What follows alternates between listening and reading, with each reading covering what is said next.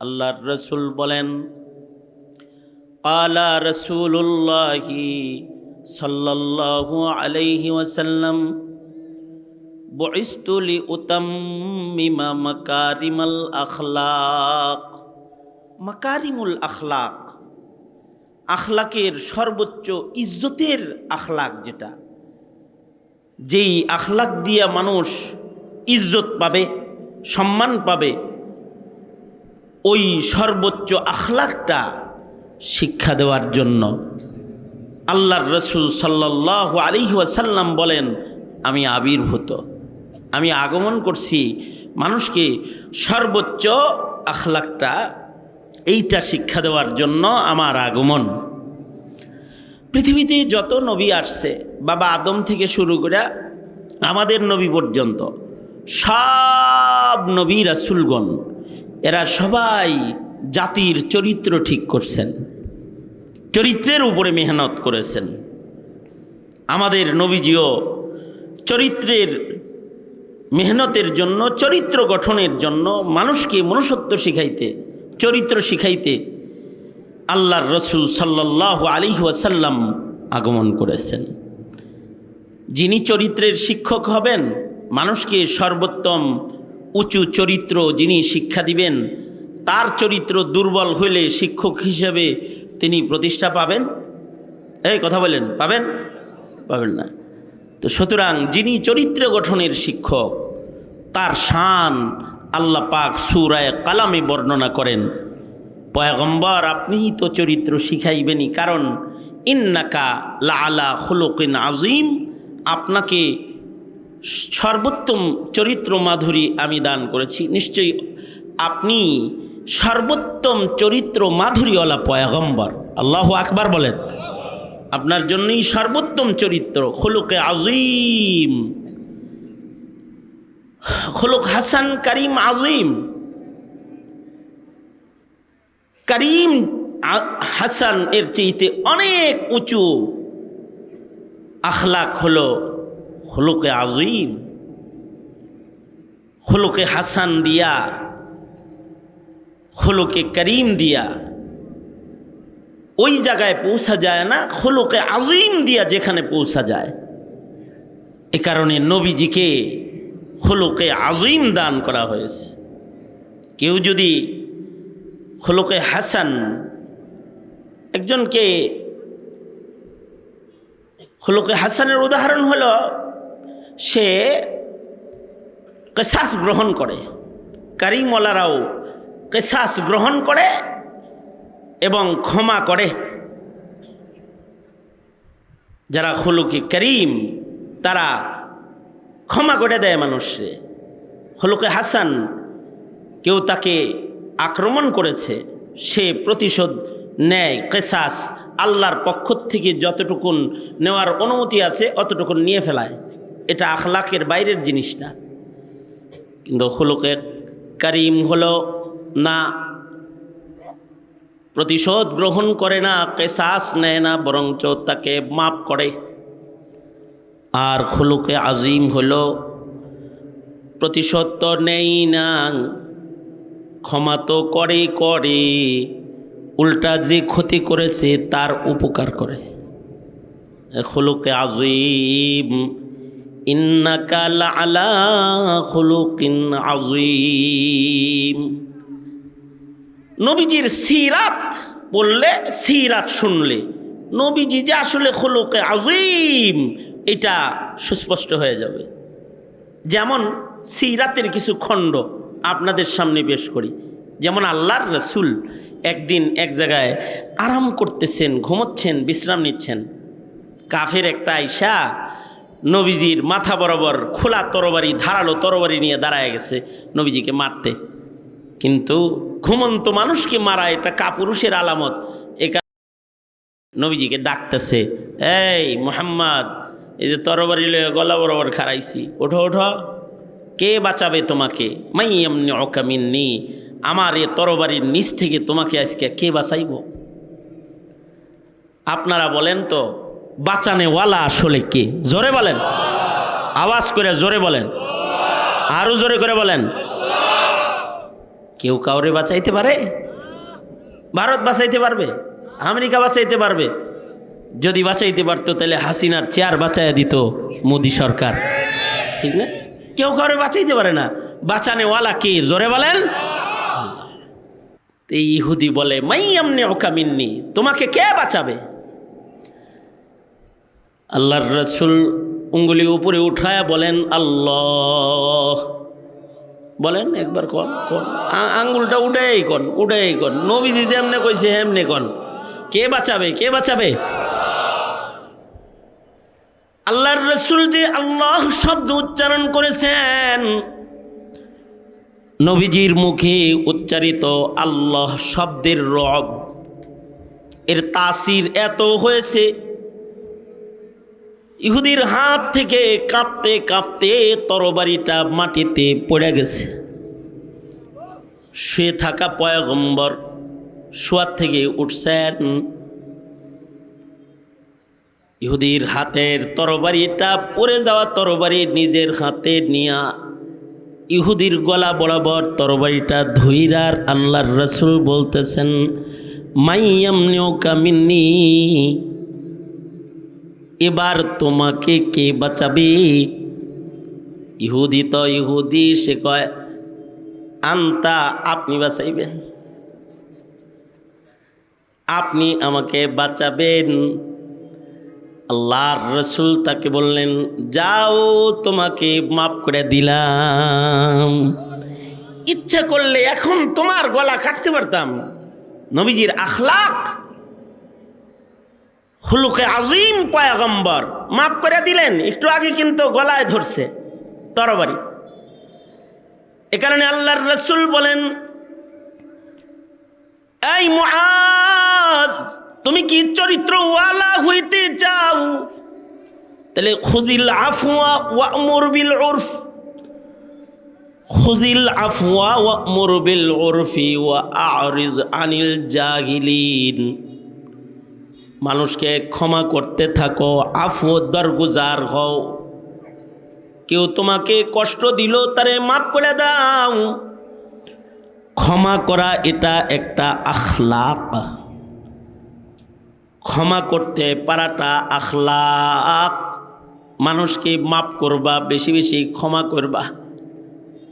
যারা ক্ষমাশীল হয় তারা আখলাকওয়ালা, আর যারা ক্ষমা করতে জানে না তাদের আখলাক ঠিক থাকে না। যেমন শেখ হাসিনা ক্ষমা করতে জানে নাই, আখলাক নষ্ট হয়ে গেছে। বাপে বলছে তো করে মাফ করে দিলাম, হে কয় না, যুদ্ধ অপরাধী আইন মাপ নাই। এমন একটা আইন বানাইছে,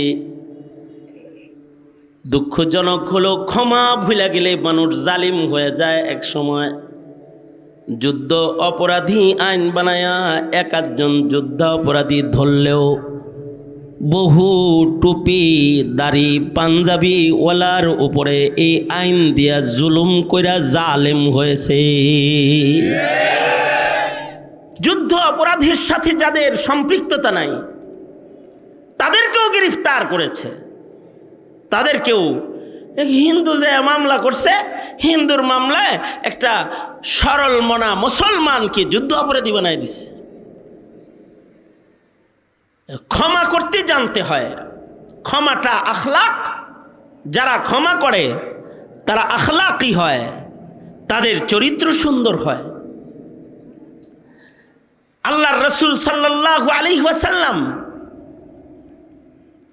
ক্ষমা করতেন, দুশমনকেও মাফ করতেন, কাফেরকেও ক্ষমা করে দিতেন। যে নবীজিকে কষ্ট দিত, নবীজি তার সাথে সুন্দর আচরণ করতেন। আল্লাহু আকবার, জোরে করে বলেন। কেউ আপনারে কষ্ট দিছে, আপনি তার সাথে সুন্দর ব্যবহার করবেন, এটা আখলাক, এটা চরিত্র। যারা আল্লাহর রাসূলকে কষ্ট দিয়েছে, তায়েফের ইতিহাসের দিকে একটু নজর করে তাকান।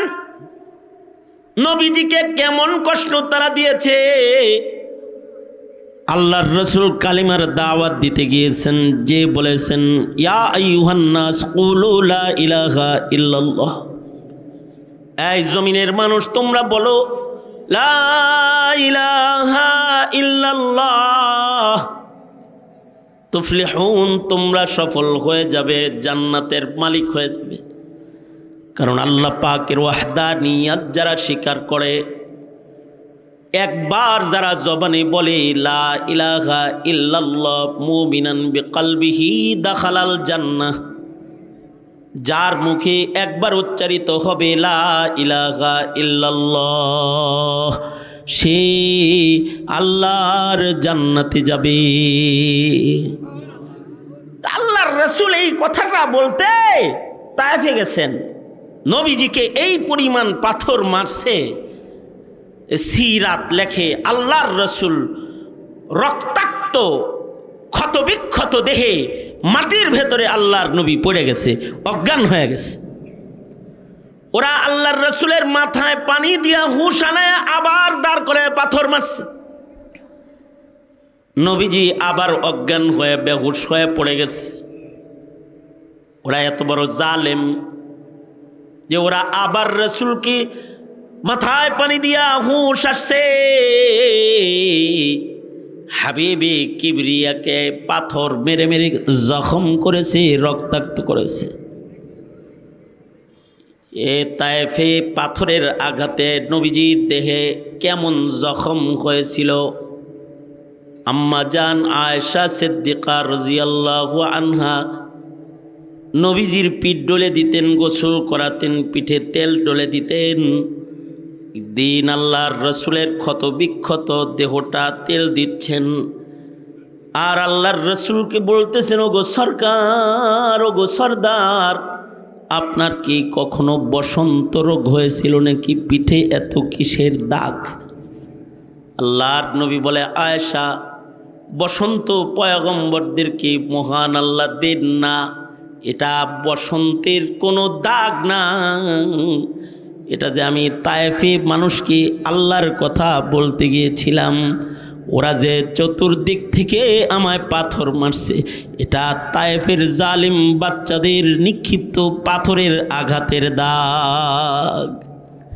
কতটা পাথর মারলে যে পিঠ পিছনের অংশ ক্ষতবিক্ষত, এত দাগ বহুকাল পরেও বসন্তের দাগের মতো দেখা যায়, চাকা চাকা চাকা চাকা। এই পয়গম্বর খুলুকে আযীম, তিনি আখলাকওয়ালা পয়গম্বর।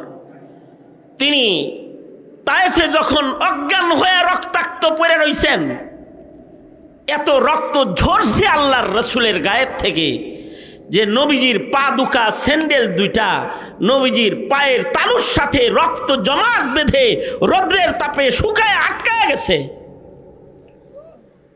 হযরত যায়েদ বলেন, নবীজির পায়ের জুতা খোলার জন্যে আমি জুতা ধরে টান দিলে আল্লাহর রাসূল চিৎকার করে উঠে আর বলে, যায়েদ, জুতা ধরে টান দিও না, জুতায় টান দিলে কলিজায় টান লাগে। এতটা রক্ত আল্লাহর রাসূলের গায়ের থেকে ঝরেছে।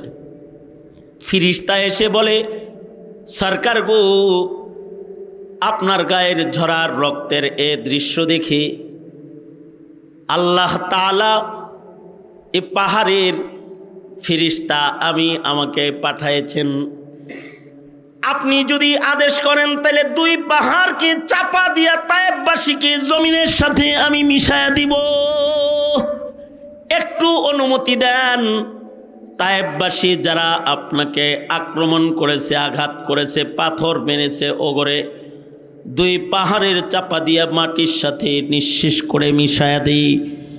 ফিরিস্তা এ আবেদন করলেই সরওয়ারে দু আলম নবী ফিরিস্তাদের লগে কথা কয় না, হাবিবুল্লাহ আল্লাহর সাথে কথা কয়। খুলুকে আযীম পয়গম্বর দুইটা হাত আল্লাহকে তুইলা আল্লাহকে ডেকে ডেকে বলে, ওগো আল্লাহ, ওরা আমারে চিনে নাই, ওরা যদি চিনতো আমি কি, তাইলে আমাকে পাথর মারত না। আল্লাহ, তুমি আমার এই কওমকে মাফ করে দাও, ওরা আমারে চিনে নাই, ওদেরকে ক্ষমা করে দাও। শুধু তাই নয়, এক বর্ণনায় আছে আল্লাহর রাসূল বলেন, আল্লাহ গো, ওদেরকে হালাক করে দিলে কালেমার দাওয়াত কার কাছে দিমু? ওদের খানদান থেকেই তো এক সময় উচ্চারিত হবে লা ইলাহা ইল্লাল্লাহ মুহাম্মাদুর রাসূলুল্লাহ। এটা হলো আখলাক। খুযিল আফওয়া ওয়া'মুর বিল উরফি ওয়া আ'রিজ আনিল জাহিলিন। জাহেলদের কার্যক্রমে খুলুকে আজিম হলো জাহেলদের উপরে প্রতিশোধ নেওয়ার জন্য উঠা পড়া লাগা যায় না, বরঞ্চ তাদেরকে মাফ করে দেয়, তাদেরকেও মাফ করে দেয় এবং তাদের সাথে উত্তম মুআমালা করে। তারা খারাপ করে আর তার সাথে উত্তম মুআমালা করে। আল্লাহর রাসূল এ কারণেই বলেন, আখলাকি হতে চাও, সিলমান কাতাআকা ওয়াফু আম্মান যালামাকা ও আহসিন ইলা মান আসাআ ইলাইক। যে তোমার সাথে সম্পর্ক ছিন্ন করে তুমি তার সাথে সম্পর্ক গড়ো। ওয়াফু আম্মান যালামাকা, যে তোমার উপরে জুলুম করে তুমি তাকে মাফ করে দাও। ও আহসিন ইলা মান আসাআ ইলাইক, যে তোমার ক্ষতি করতে এগিয়ে আসে তুমি তার উপকারে আগায়া যাও। আল্লাহু আকবার কবীরা। সে তোমার ক্ষতি করতে চায় তুমি তার উপকার করো। খুযিল আফওয়া, এটা আখলাক। ওয়া'মুর বিল উরফ, ভালো কাজের নির্দেশ করা আখলাক। ও আ'রিজ আনিল জাহিলিন, জাহেলের কথায় কান দিতে নাই। জাহেল তো কত কিছুই কয়, তাদেরকে অ্যাভয়েড করে চলো। এই কথা আল্লাহ কয়। ওয়া ইবাদুর রহমান ওয়া ইবাদুর রহমানিল্লাযীনা ইয়ামশুনা আলাল আরদি হাওনা ওয়া ইবাদুর রহমানিল্লাযীনা ইয়ামশুনা আলাল আরদি হাওনা ওয়া ইযা খাতাবাহুমুল জাহিলুন ওয়া ইযা খাতাবাহুমুল জাহিলুনা ক্বালু সালামা। আল্লাহ তাআলা বলে, আমি রহমানের গোলামদের একটা গুণ, জমিনে তারা হাঁটে বিনয়ের কদম ফেলে, বিনয়ের সাথে হাঁটে, তারা বড় আখলাকি। আর তাদের যদি জাহেলরা কিছু বলে, জাহেলদের কথায় কর্ণপাত করে না। কেউ তাদের গালি দিলে পাল্টা গালি তারা দেয় না, তারা শান্তি কামনা করে, সালাম দিয়ে বেরিয়ে চলে যায়। এরকম নম্রতা, ভদ্রতা, এটা হলো আখলাক। খোদার কসম, ইসলামের মহাবিজয় তরবারি এর ধার দিয়ে নয়, ইসলামের মহাবিজয় অর্থকরী সম্পদ দিয়ে নয়, ইসলামের মহাবিজয় হয়েছে আখলাক দিয়ে, চরিত্র দিয়ে। চরিত্রের দ্বারা ইসলামের মহাবিজয় মহান আল্লাহ দান করেছে। মুশরিক যারা, তারা মুসলমানের আখলাক দেখে দেখে কালেমা পড়েছে, আর তোমার আমার আখলাকের অবনতি এখন এই পরিমাণ হয়েছে যে মুসলিম ঘরে জন্ম নিয়ে কয় কাফেররাই ভালো। বিদেশ থাকে তো কয় হুজুর ওরাই ভালো, খালি একটাই সমস্যা, ঈমান নাই। ওরাই ভালো, ওরা চুরি করে না, ওরা বাটপারি করে না, ওরা ঘুষ খায় না, ওরা সুদ খায় না, ওরা মানুষের উপরে অত্যাচার করে না, ওরা কাউকে গাল দেয় না, ওরা কারোর উপরে জুলুম করে না, ওরা হেসে হেসে কথা কয়, ওদের মুখের মিষ্টি কথা শুনলে দিল তুষ্ট হয়ে যায়। ওরা 2 নাম্বারই করে না, 2 নাম্বার দিয়া 1 নাম্বার কয় না, ওরা মানুষকে ধোঁকা দেয় না, ওরা ভালো। ওরা তো আমাদের আখলাক লয়ে গেছে গা, ওরা ভালো, ওরা ভালো। ওরা কি ভালো? ওদের ঈমানই নাই, কিন্তু আচরণের কারণে মুসলিম হয়ে সে কাফেরের গুণ গায়, আর নিজের মুসলমান জাতিকে ওরা গালি দেয়। দিবে না কেন? মুসলিম হিসেবে আমরা জাতি গঠনে চরিত্র গঠন তো নয়, চরিত্রকে বরবাদ করার পদক্ষেপ ধাপে ধাপে আমরা করে আমাদের মুসলিম সমাজকে আমরা তছনছ করে তাদেরকে দুর্নীতিতে 1 নাম্বার বারবার বানাইছি। বারবার দুর্নীতিতে 1 নাম্বার এরা। এদের প্রশংসা কিভাবে করা যায়? এরা জাতির সাথে প্রতারণা করে, এরা মুসলিম দেশে মুসলমান মিল্লাতের সাথে প্রতারণা করে। এই প্রতারক অথবা এই দুশ্চরিত্র যারা, তারা আবার এই সমাজটাকে দুশ্চরিত্র বানাতে চায়।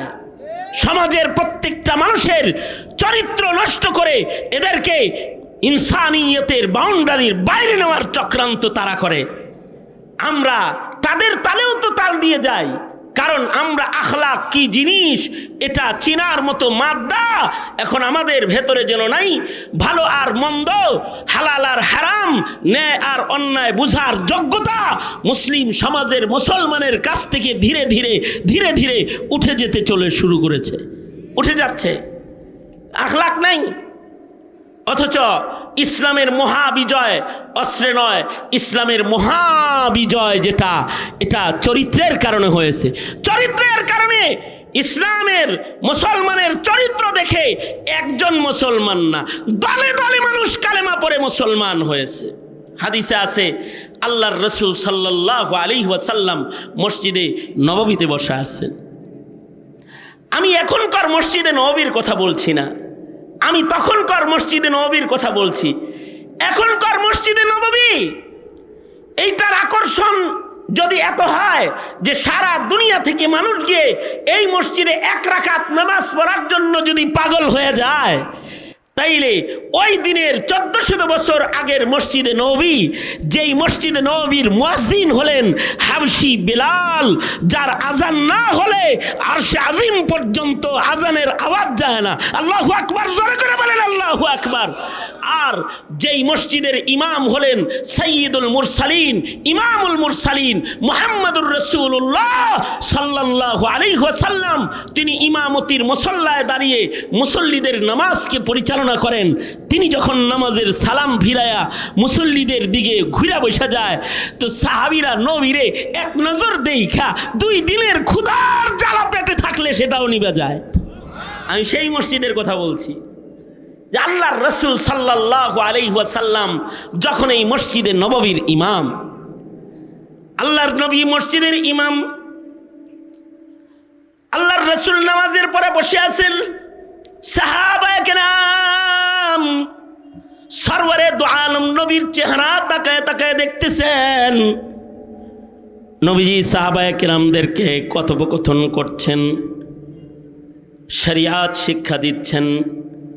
আর এমন সময় নবীজির দর্শ চলছে, আর এই সময় মসজিদের ভেতরে দূর থেকে একজন আরবি গ্রাম্য মানুষের প্রবেশ ঘটেছে। একজন আরবি লোক, গ্রাম্য একজন বধূ কৃষক মানুষ মসজিদের নববীতে প্রবেশ করেছে। মসজিদে ঢুইকা কোনো কথাটা দাঁড়াই রাস্তার থেকেই তারে পেশাবে ধরছে। রসুলকে পাবে কি পাবে না টেনশন নিয়ে আসছে, নবীজির কাছে যেহেতু আইছে। আইসা মসজিদের ভেতরে রসুলকে যখন বসা দেখেছি, তার দিল ঠান্ডা হয়ে গেছে। আবার কই যায় পেশাব করতে ঢুকমো, আর নবী যদি বাইর হয়ে যায়, সে এসে মসজিদে দাঁড়াইয়া মসজিদের ভেতরে এই পেশাব শুরু করেছে। ফাবালা কাইমান ফিল মসজিদ, মসজিদের ভেতরে দাঁড়ায় দাঁড়ায় এই আরবি লোকটা পেশাব শুরু করেছে। মুহাম্মদুর রাসূলুল্লাহ সাল্লাল্লাহু আলাইহি ওয়াসাল্লামের সামনের সাহাবীরা উঠা তাকে পেশাব করতে বাধা দিচ্ছে। এই এই কই পেশাব করস? এটা মসজিদ, এটা রাউজাতুম মিন রিয়াজিল জান্নাহ। মসজিদে নববীতে তো জান্নাতের খণ্ড মাটি। চিল্লায় আওয়াজ করে জোরে বলেন আল্লাহু আকবার কাবীরা। কেউ যদি ও মাটিতে দাঁড়ায় নামাজ পড়ে, সে যেন আল্লাহর জান্নাতের ভেতরে দাঁড়ায় নামাজ পড়ল। এই কই পেশাব করস? জান্নাতের মাটি এখানে, এটা মসজিদুন নবী, নবীর মসজিদ। সব জায়গায় ধরছে হের মোতা থামাইতে, কিন্তু আল্লাহর রাসূল সাল্লাল্লাহু আলাইহি ওয়াসাল্লাম খুলুকে আজিম শুধু না, তিনি তাবিবুন আজিম, ডাক্তার হিসেবেও তিনি পৃথিবীর সবচেয়ে বড় স্বাস্থ্যবিজ্ঞানী, বড় ডাক্তার।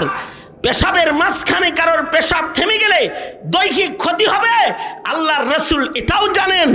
আল্লাহর নবী সাহাবীদেরকে বললেন, এই পেশাবে বাধা দিস না, পেশাব করতে দে, পেশাব করুক, কথা পড়ে। সাহাবায়ে কেরামদেরকে আল্লাহর নবী বারণ করলেন, আর লোকটা তো মসজিদের ভিতরে দাঁড়ায় পেশাব করে দিছে। সরওয়ারে দু আলম নবী তার পেশাব শেষ হয়ে গেলে তাকে ডাকলেন, এই কাছে আয়। নবীজি নিজের কাছে নিজের বগল তলায় তাকে আদর করে বসায় দিলেন। সাহাবায়ে কেরামদেরকে বললেন, সাহাবীরা যাও তোমরা পানি দিয়ে মসজিদটাকে ধৌত করে দাও,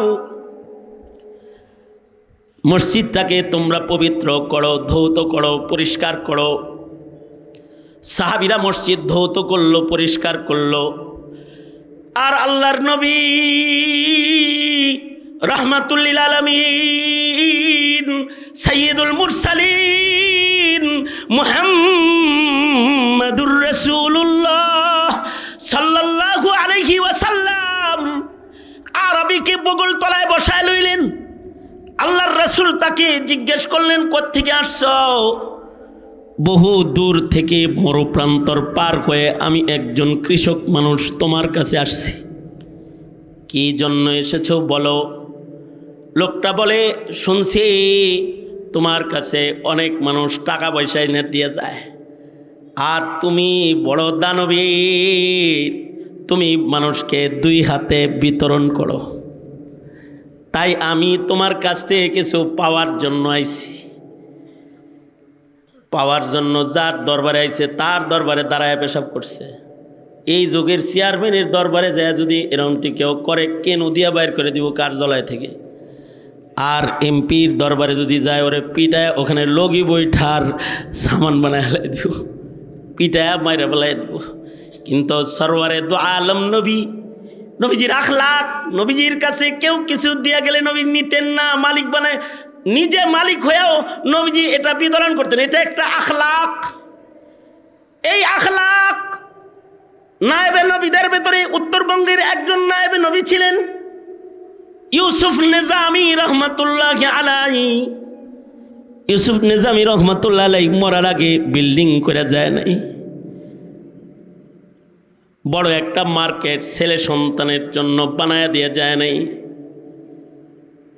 উনি দিনের খাদেম নায়েবে নবী। মানুষজন ওনার কাছে নিয়ে কোটি কোটি টাকা দিয়ে আসতো আর বলতো, হজরত আপনার পছন্দ মতো আপনি বিতরণ করে দিয়েন। ইউসুফ নিজামী রহমতুল্লাহের কাছে যা দিয়ে আসতো, নিজের বেতনের টাকা তার সাথে আরও যুক্ত করে এগুলো বিভিন্ন মাদ্রাসায় বিতরণ করে দিয়ে দিত। এ নূরে মদিনাও ওই ইহসান থেকে বঞ্চিত হয় নাই, হোসেনপুর মাদ্রাসাও এর থেকে বঞ্চিত হয় নাই।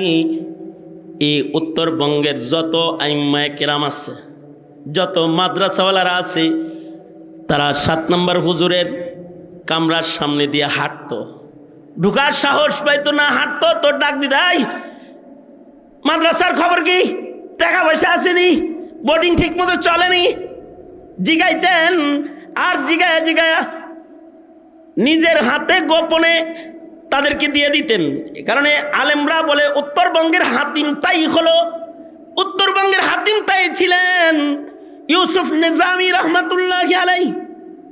হাতিম তায়ের একটা গুণ, নবীদের এই সিফাতটা হাতিম তায়ের ভেতরে ছিল যে হাতিম তায় 2 হাতে মানুষদেরকে দান করতেন। এ কারণে আল্লাহর রাসূল সাল্লাল্লাহু আলাইহি ওয়াসাল্লাম হাতিম তায়ের খানদানকে সম্মান করতেন। যদিও মুশরিকের ঘরের সন্তান, কিন্তু হাতিম তায়ের মতো আখলাকওয়ালা একজন মানুষের সন্তান, তোরা তোদের সম্মান করলাম। আল্লাহর রাসূল এক যুদ্ধের ময়দানে সাহাবায়ে কেরাম সাথে যুদ্ধ করেছে। যুদ্ধের ভেতরে নারীরা গ্রেফতার হয়ে যুবতীদের একটা দল সাহাবায়ে কেরামের হাতে আসছে। ওই সময় যুদ্ধের নিয়ম ছিল, মুসলমান যদি কাফেরের হাতে বন্দী হতো, মুসলমান কাফেরের দাসদাসী হয়ে যেত, আর কাফেররা যারা বন্দী হতো, পুরুষরা দাস, নারীরা দাসী হয়ে যেত।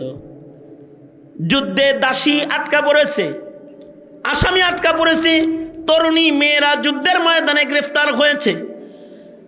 তারা আল্লাহর রাসূল সাল্লাল্লাহু আলাইহি ওয়াসাল্লামের চোখের কাছাকাছি আছে। হঠাৎ করে নবীজি দেখলেন বন্দী কিছু যুবতী মেয়ে আছে, কিন্তু তাদের ভেতরে একটা মেয়ে আছে যার গায়ে কাপড় ভালো না। বড়লোকদের মেয়েদের কাপড় ছোট ছোট হয়, কারণ তারা গরিব মানুষ, তো কাপড় কেনার টেহা পায় না। গরিবের কাপড় বড় বড় হইলেও ধনীদের কাপড় হয় ছোট ছোট।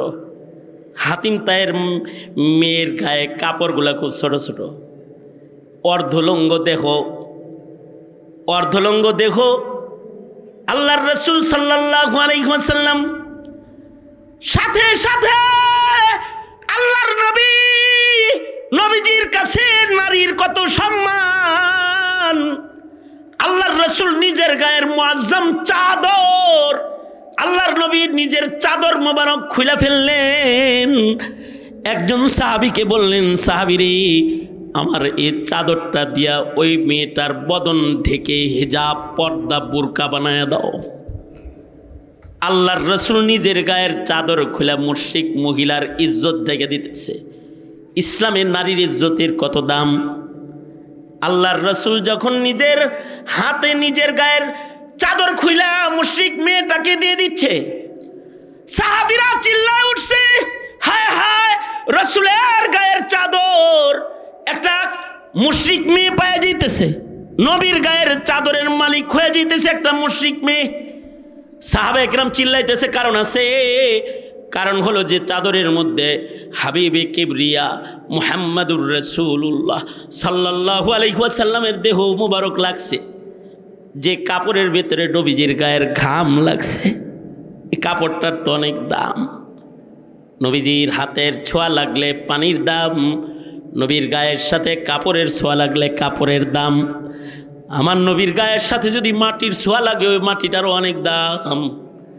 এ কারণে আমার রাসূল সাল্লাল্লাহু আলাইহি ওয়াসাল্লামের জিসমে আতহার, যেই কবরে রওজায়ে আতহারে নবীজির দেহ মুবারকটা পড়ে আছে, শুয়ে আছে, আল্লাহর রাসূলের দেহের স্পর্শের কারণে রওজায়ে আতহারের মাটিটা মহান আল্লাহর কাছে অনেক দাম, কারণ এটা হাবিবে কিবরিয়ার দেহের সাথে লেগে রয়েছে। হাবিবে কিবরিয়া মুহাম্মাদুর রাসূলুল্লাহ সাল্লাল্লাহু আলাইহি ওয়াসাল্লামের জিসমে আতহারের সাথে মদিনার মাটি এইটা লাইগা থাকার কারণে এই মদিনার মাটির দাম আল্লাহর কাছে আল্লাহর আরশের চাইতে বেশি দামি। আল্লাহর আরশের চাইতে এই মদিনার ওই মাটি, যে মাটি সাইয়্যিদুল মুরসালিন নবীর গায়ের সাথে লেগে আছে, তার দাম বেশি। নবীর দেহ মুবারকের সাথে মাটি লাগলে মাটির দাম, নবীর দেহের সাথে কাপড় লাগলে কাপড়ের দাম, নবীর হাতের সাথে কোনো কিছুর ছোঁয়া লাগলে ওই জিনিসের দাম।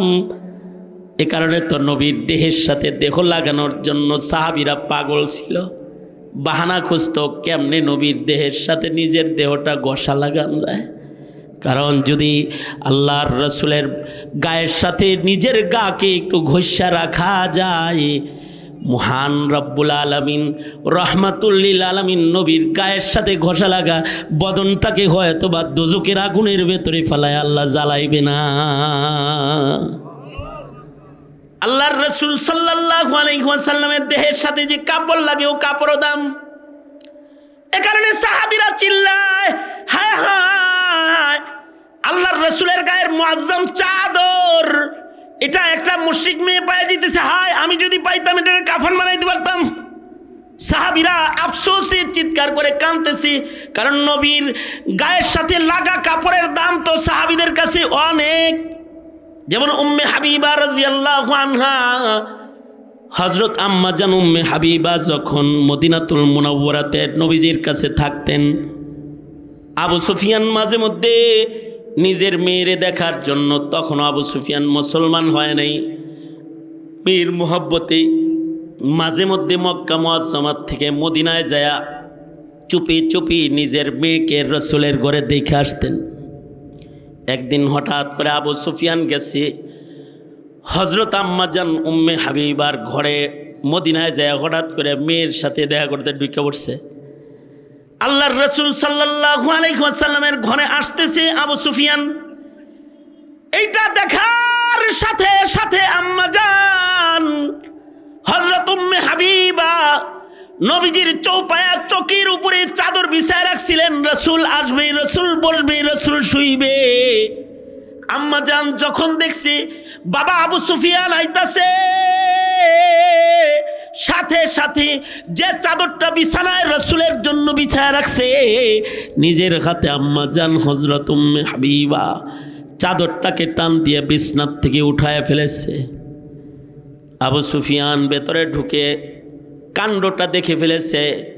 মেয়ে, আমি ঘরে এসেছি, চাদর বিছাইব দূরের কথা, চাদর টান দিয়ে সে উঠায় ফেলেছে।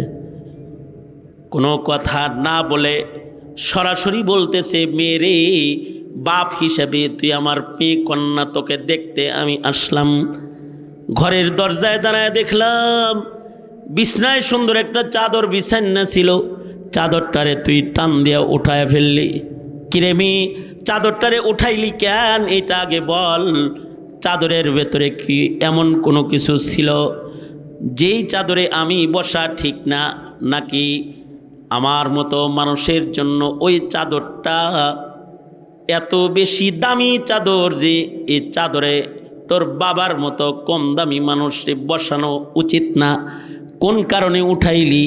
আমি চাদরের উপযুক্ত না, নাকি চাদর আমার উপযুক্ত না, এটা আগে বল।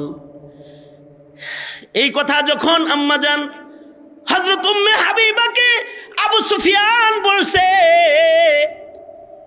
আম্মাজান, পিতারও সম্মান, স্বামীরও সম্মান। পিতা কাফের হইতে পারে, তারপরেও তো পিতার একটা দাম আছে। মাথাটা নিচের দিকে দিয়া আম্মাজান চোখের পানি ছেড়ে দিয়ে কয়, বাবা, এমন একটা চাদর বিছায়া দরজায় দাঁড়ায় অপেক্ষা করতেছিলাম, যেই চাদর আমার নবীর পছন্দের চাদর, যে চাদরে আমার রাসূল ঘুমায়।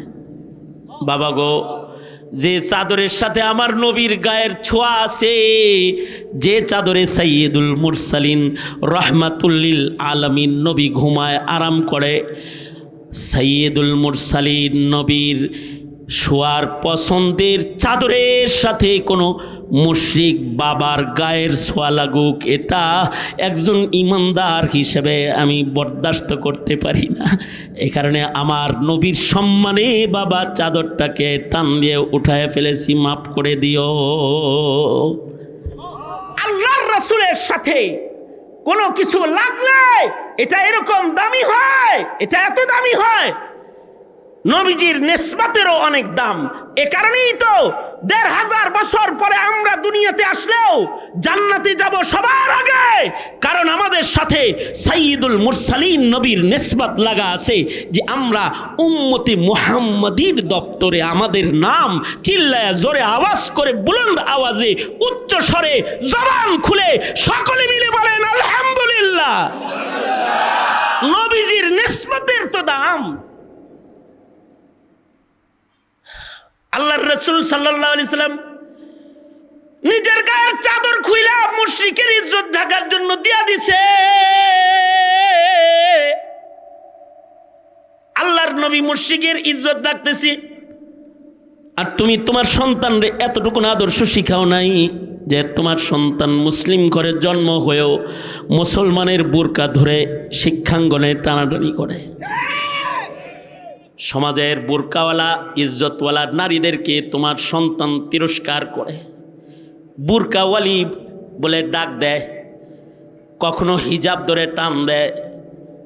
এতটাই নিম্নে আসলো, মুসলিম হয়ে মুসলমানের ঘরের ভাই বোনের ইজ্জত, মুসলিম নারীর ইজ্জত সম্ভ্রম রক্ষা করার ক্ষমতা মুসলমানের নাই।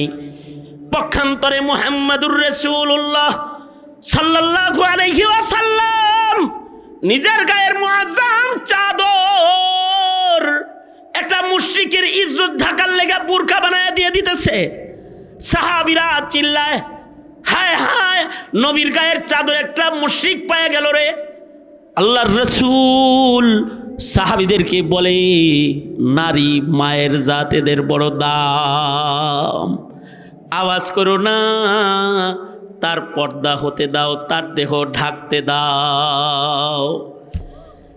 সাহাবিনিয়া রাসূলের গায়ের চাদরটা মেয়েটাকে পড়ায় দিছে। মেয়েটাকে রাসূল চিনে না, তার খোলা দেহ এটা দেখেই তার ইজ্জত থাকতে নিজের গায়ের চাদর দিয়ে দিছে।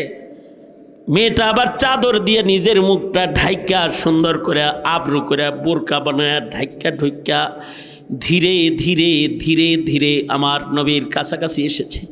এসে বলে, আল্লাহর নবী, আপনি কি আমাকে চিনছেননি?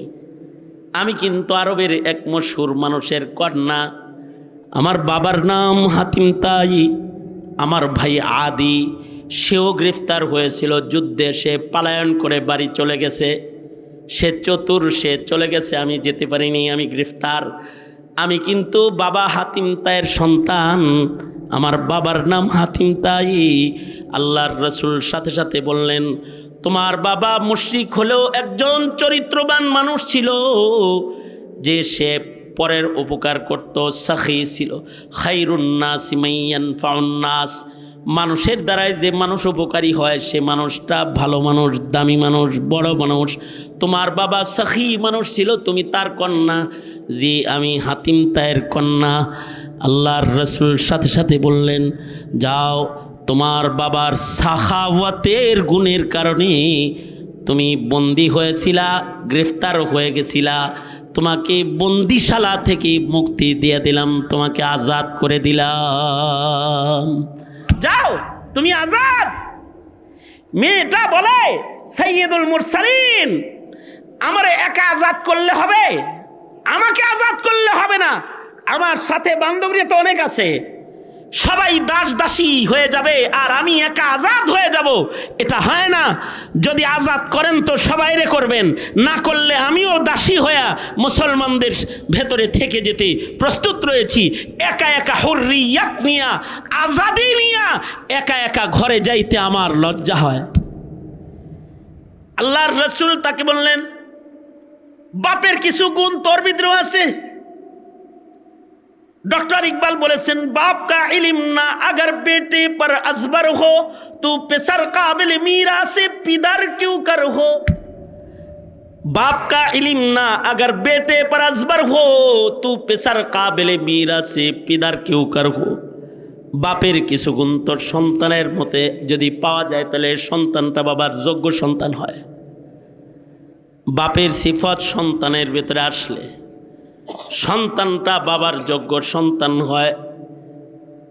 আল্লাহর রসুল বলেন, এই মেয়ে, তোর ভেতরে তোর বাবার গুণ আছে। তোর বাবাও সখী, তুইও সখী। তোর বাবাও ছিল দানবীর পর উপকারী, তুইও পর উপকারী। ঠিক আছে, এই যে একটা আখলাক, নবীদের আখলাক তোর ভেতরে, তোর বাপের ভেতরে, সবার ভিতরে আছে। এই আখলাকটার কারণে তোকে মুক্ত করে দিলাম তোর বাবার সাখাওয়াতের কারণে, আর তোর সাথী বান্ধবীদেরকে মুক্তি দিয়ে দিলাম তোর সাখাওয়াতের কারণে। তোর বাপের কারণে তোরে সাল্লাম, আর তোর কারণে তোর বান্ধবীদের সবাইরে মুক্ত করে দিলাম। আল্লাহর রসুল দুশ্মনকে মাফ করে দিলেন, বন্দীকে মুক্ত করে দিলেন। সরওয়ারে দু আলম মুহাম্মাদুর রাসূলুল্লাহ সাল্লাল্লাহু আলাইহি ওয়াসাল্লামের এই আখলাক দেখা হাতিম তায়ের মেয়ে নবীজির আরো কিছু সামনে আগে আইসা বলে, সরকার গো, দুনিয়ার জেলখানার থেকে মুক্তি দিলেন, দোজকের জেলখানার থেকে মুক্তিটা দিবেন না আমারে?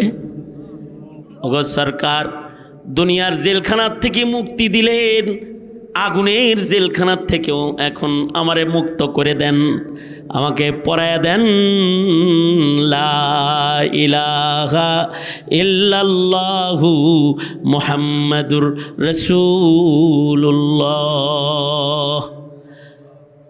আল্লাহর রাসূল সাল্লাল্লাহু আলাইহি সাল্লাম সবাইকে কালেমা পড়ায়া দিলেন। জিজ্ঞাসা করলেন, তোমরা কি মুসলিম এই এলাকায় থাকবা নাকি নিজের বাবার বাড়ি যাইতে চাও? সবাই বলল, আমরা যার যার বাবার বাড়ি যাইতে চাই। আল্লাহর রাসূল বললেন, এই প্রত্যেকটা মেয়েকে পাহারা দিয়া সাহাবীরা তোমরা যার যার ঘরে পৌঁছায় দাও। সব মেয়েদেরকে পাহারা দিয়া নিরাপদে ইজ্জত হিফাজত করে সকলকে যার যার ঘরে পৌঁছায় দিলেন। আদি ইবনে হাতিমের বোন হাতিম তায়ের কন্যাকেও দুইজন সাহাবী দিয়া আল্লাহর রসুল হাতিম তার বাড়ির দিকে রওনা করে দিলেন। শামের এক শেষ অঞ্চলে হাতিম তার বাড়ি। মরুভূমি, পাহাড় পর্বত পার হইয়া রাত দিন সফর করে যেতে হবে। আল্লাহর রাসূল সাল্লাল্লাহু আলাইহি ওয়াসাল্লাম দুইজন সাহাবীকে দায়িত্ব দিলেন, যাও তোমরা দুইজন হাতিম তার মেয়েকে তার বাড়িতে পৌঁছায় দিয়ে আসো।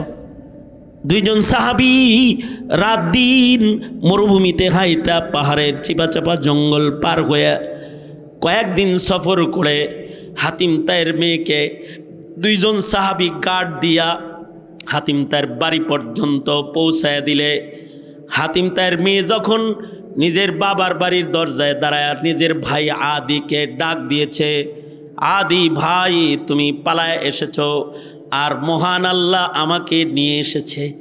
আদি ঘর থেকে বের হয়ে বলে, কেমনে আসলি তুই? মহিলা মানুষ একা একা এত পথ? কয় একা আসি নাই, এই দুই যুবক আমার সাথে এসেছে, আমাকে দিয়ে গেছে। আদি বলে, সাবধান, আর এক কদম সামনে আগাবি না। আমার বাবার ঘরে যার ইজ্জত রাস্তায় লুণ্ঠিত হয়েছে এমন নারীর জায়গা নাই। কারণ দুইজন যুবকের সাথে মরুভূমি, জঙ্গল, পাহাড় পর্বত পার হইয়া রাত দিন অন্ধকার আলোয় সফর করে তুই বাড়ি আইসস।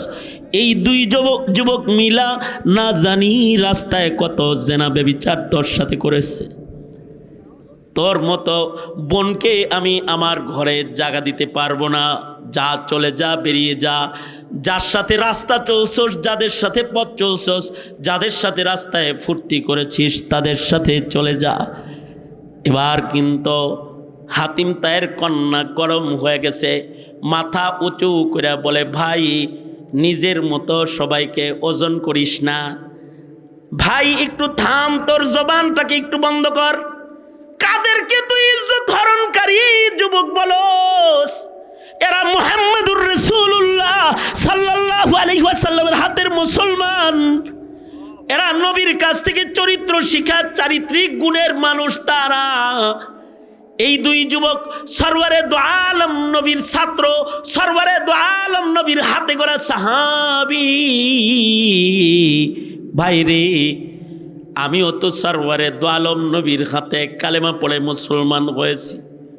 ভাইরে, এই দুই যুবক মরুভূমিতে জঙ্গলে আমাকে যে নিরাপত্তা দিয়ে বাড়ির দরজা পর্যন্ত পৌঁছায় দিয়েছে, তাদের ঈমান, তাদের তাকওয়ার কারণে তোর মতো আদি নামক ভাইয়ের ঘরেও আমি নিজেকে অতটা নিরাপদ মনে করি না।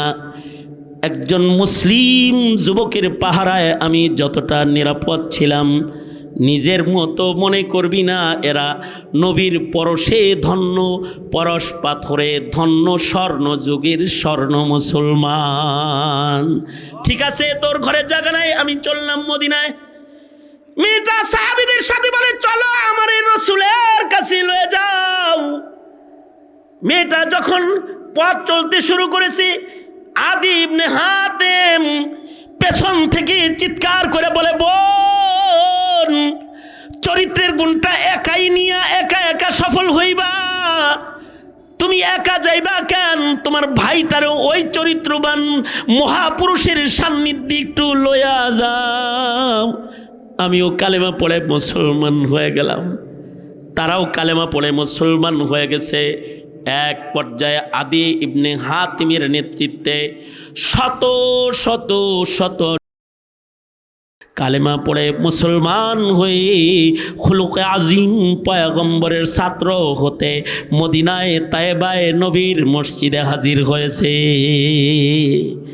এটা হলো সরওয়ারে দু আলম নবীর আখলাক।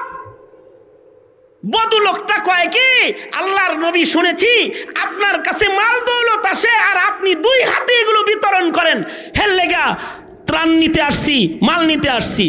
আল্লাহর রাসূল বললেন, এই ওকে বেশি করে টাকা দিয়ে দাও। হে কিন্তু তারা মসজিদে মুতছে, পেশাব করছে মসজিদে, আর আল্লাহর রাসূল বললেন তাকে বেশি করে টাকা পয়সা দিয়ে দাও। এবার আল্লাহর রাসূল বলে, এই তুমি কেমনে আইছো বাড়ির থেকে? কয় গরিবের গাড়ি, গরিবের গাড়িতে চড়ে আইছি, পায়ে হাইটা আইছি। আল্লাহর রসুল বললেন, ওকে একটা উট উপহার দাও, বাইতুল মালে ভালো ভালো উট আছে, ওকে একটা উট সাওয়ারি দিয়ে দাও, যাওয়ার সময় যেন ওর হাইটটা যাওয়া না লাগে। আল্লাহর নবী একটা উট তাকে হাদিয়ে দিলেন। আল্লাহর রসুল যাওয়ার সময় বলে, এই তোমার বাড়িতে ছাগল টাগল আসেনি, কি খাও? তাহলে কয়েকটা ছাগল দিয়ে দাও, এগুলোর দুধ খাবে। আল্লাহর রসুল কিছু ছাগলও দিয়ে দিলেন। লোকটা যায়, চলে যায়, আর কয় আবার আসবো, আমি আবার আসবো। লোকটা চলে গেল, নিজের এলাকায় যায় বলে, মোহাম্মদ নাম শুনছস, কিন্তু মোহাম্মদের চরিত্র তো তোরা দেখোস নাই। মোহাম্মদের চেহারা যত সুন্দর, তার চাইতে চরিত্র আরো বেশি সুন্দর। ও আমার এলাকার লোকেরা, চল চল, যদি মানুষ হইতে চাস তাহলে ওই মানুষের পরশে চল। এই বধূ লোকটা নিজের এলাকার 300কে কালেমা পড়ায় মুসলমান বানাইছে। আর এই 300 লোকের কাফেলা লইয়া আল্লাহর রসুলের দিকে সফর করে মসজিদে নববীতে চলে আসছে। সেদিন কিন্তু দৌড় দিয়ে যায় মসজিদে দাঁড়ায় পেশাব করছে।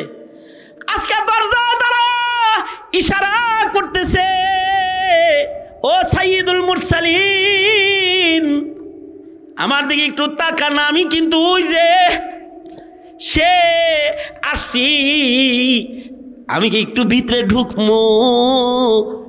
ঢুকো ঢুকো। 2 হাত রসুল বিছায়া দিয়েছে। বদলোকটা কয়, সরকার গো, একা আসি নাই, আমার খানদানের, আমার বংশের 3 মুসলমান বানায় লই আইছি। ও আল্লাহর নবী, আমরা সকলেই কি ঢুকবো? আল্লাহর রসুল সকলকে ঢুকার অনুমতি দিলেন। সবাই নবীজির কাছ থেকে আখলাক শিখে মানুষ হয়ে গেল।